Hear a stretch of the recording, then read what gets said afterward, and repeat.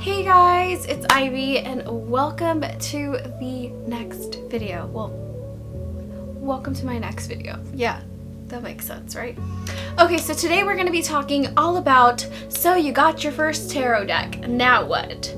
So, chances are if you're clicking on this video, you just got your first tarot deck and, you know, what do you do next?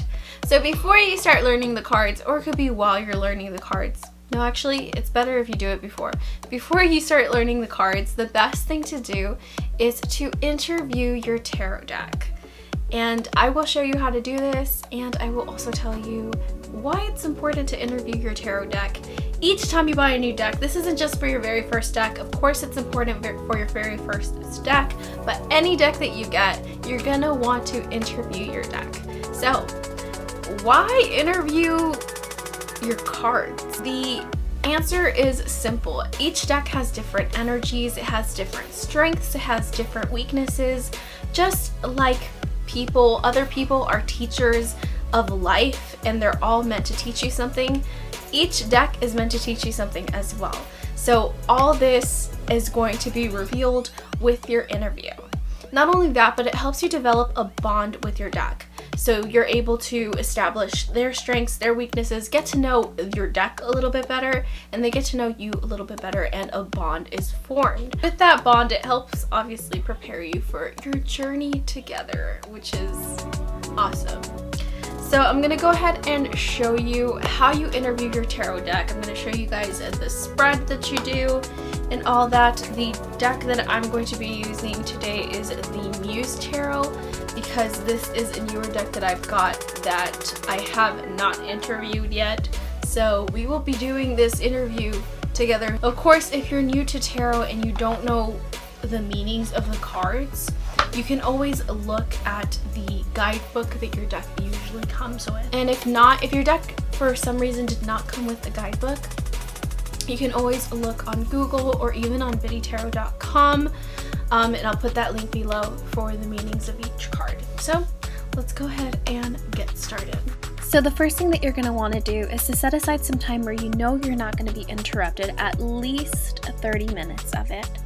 Then you're going to want to create a sacred space. So for the purpose of this video, you see that I just used a white cloth, but go ahead and feel free to add in some crystals, set the ambiance with some like Hertz music or some sort of nice vibe, put in some candles. Anything that speaks to you that you find appealing is going to help with the overall vibe of the cards. Then the next thing that you're going to want to do is to hold the deck in your hands, close your eyes, and then take three deep breaths to center yourself. Some people even like doing a meditation while doing this. Okay, so once you've done that, you're going to go ahead and start to shuffle the cards. So now when you shuffle the cards, it's really important that you know not to casino shuffle. And by casino shuffle, I mean putting those cards together like that and then shuffling it like that. There are some people that say that, you know, it gives like a bad vibe to your cards. I don't know if that's true, but I do know that it will mess up your cards a lot quicker. So the way that I did it is like this. So basically I just kind of hand shuffle them, and then whatever falls out happens to be the cards that I choose. The reason why I like to do it this way is because I believe that these are the cards that Spirit is asking me to grab, because they're like literally flying out. So that's why I trust the cards that fly out. That's why you see a lot of card readers on YouTube. They actually use this same method. So we're actually going to go ahead and shuffle until we get a total of 6 cards out, and we're going to basically put them together in a circle, and that's going to be our interview spread. And I'll go ahead and put the spread up so that you can see how the spread is supposed to look when you try it. Okay, so here's the spread that you can follow. So when you shuffle and one falls out, you're going to want to place it where you see number 1 here on this space. So you would put it on the upper left corner. The number 2 you would put right next to in the center after 1. And then you're going to put number 3 on the right hand top side. And then 4th, 5th, 6th, so on and so forth. So once you've shuffled and you've got your 6, we're going to move forward and we're actually going to start asking the questions.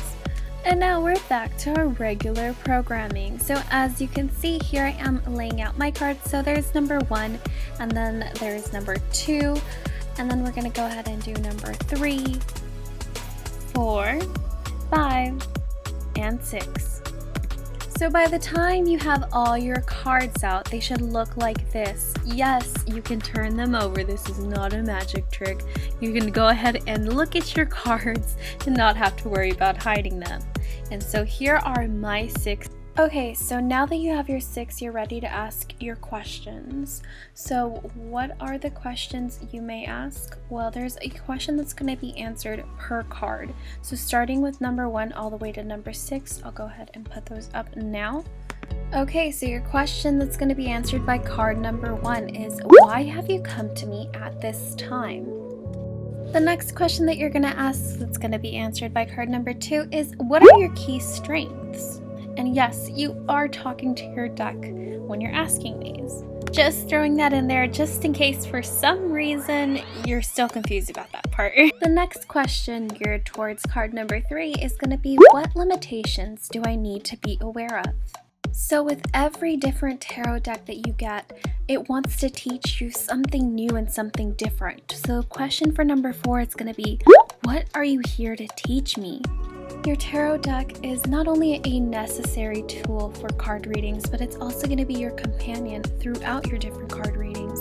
So the question for number 5 is, how can we work together to deliver intuitive readings? Okay, so the last question that you gotta ask is, every tarot deck has its highest potential, has its highest form of what you can know from it. So what is the highest potential of our collaboration is going to be the last question that you ask your deck, so you can see at its biggest, largest form what you two can collaborate with. Now feel free to pause, screenshot this if you'd like to, or even journal it. I really highly recommend journaling while you're doing your tarot interviews, so you can go back and remember how this interview went, and so you can get the most out of your tarot deck and remember its limitations, its strength, and all that, etc., etc. So now we're going to go ahead and move forward. Okay, so the first thing that you're going to do is you're going to grab card number 1 and you're going to ask the question, why have you come to me at this time? So I got the Ace of Cups, or Ace of Emotions.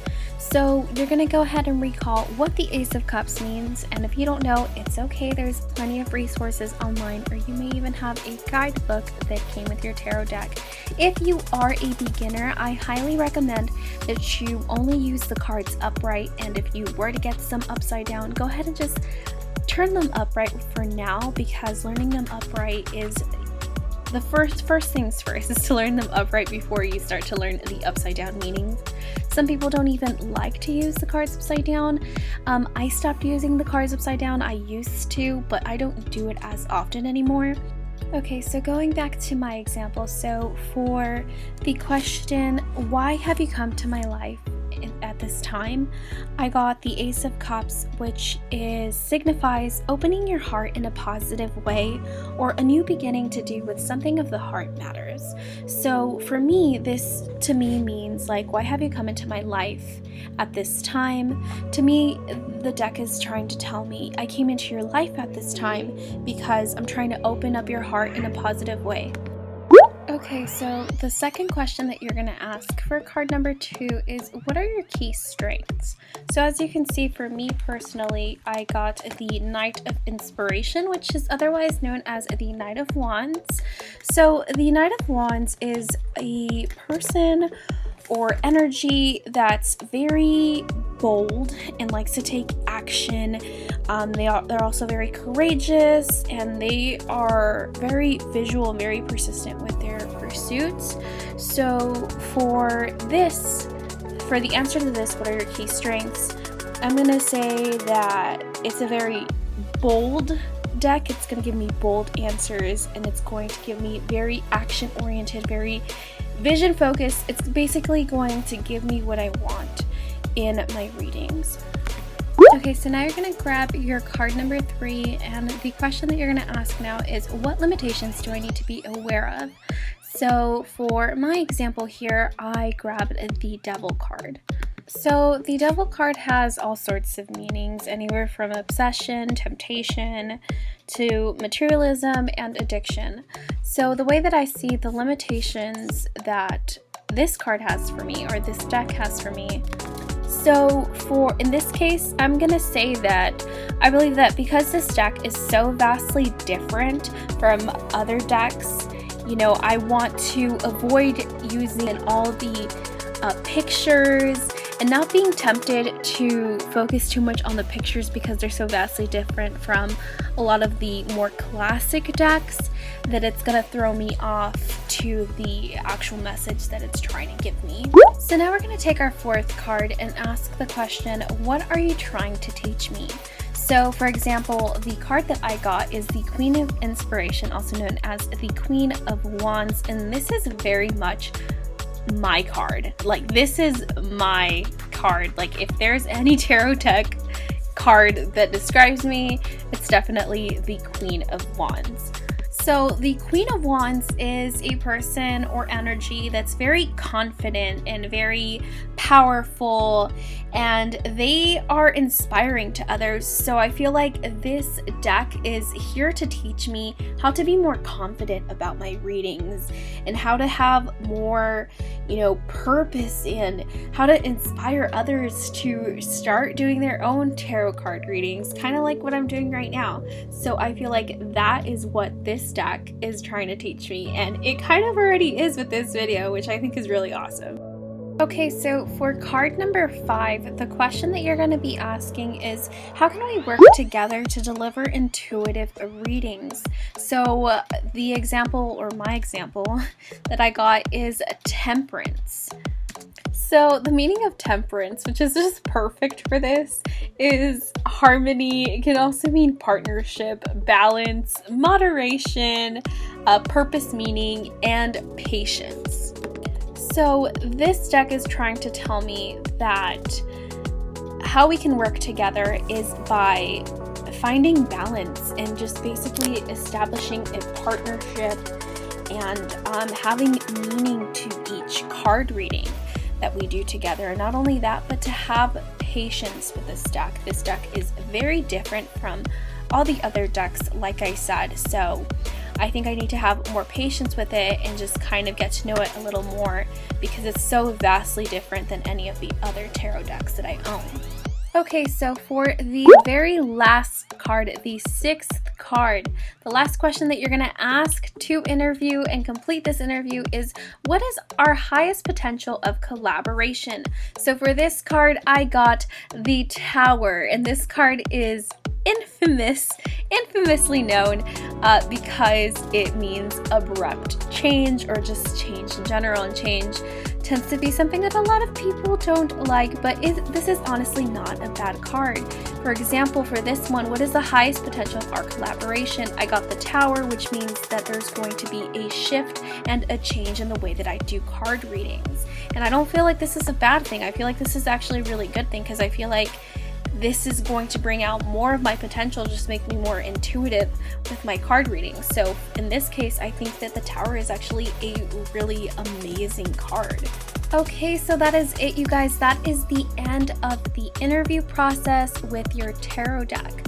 So after this, a good way to close off your interview is by thanking your deck for collaborating with you and by welcoming them. So welcome them into your life and welcome them to many more readings that you guys are going to be doing together in the future. So I hope you guys got the hang of how to do this interview process. So it's basically just taking each card, asking the question, finding the meaning behind the card. So whether you do that, whether you already know it, whether you do that by looking online or anything, and then taking it into, how can I answer this question using the information that was given to me about the card. Like I said, I highly recommend that you guys journal everything down. So all the answers that you got for each and every card. I highly recommend that you write everything down. That way you can go back and every time you use this deck and remember what its highest potential is, what limitations, and then basically months later or years later down the line when you're still using this deck, you're gonna see how it's come to fruition and how you've reached your highest potential. So journaling is gonna help you remember the different energies, strengths, and limitations of this particular tarot deck and every other interview with any other tarot deck that you do from then forward. Anyways, you guys, I hope you guys liked this video. Please give me a thumbs up. And if you like the video, please go ahead and hit the subscribe button, as I do plenty of tarot, pick a cards, and just tarot and all that stuff in general. And I will see you in the next video. Okay, bye.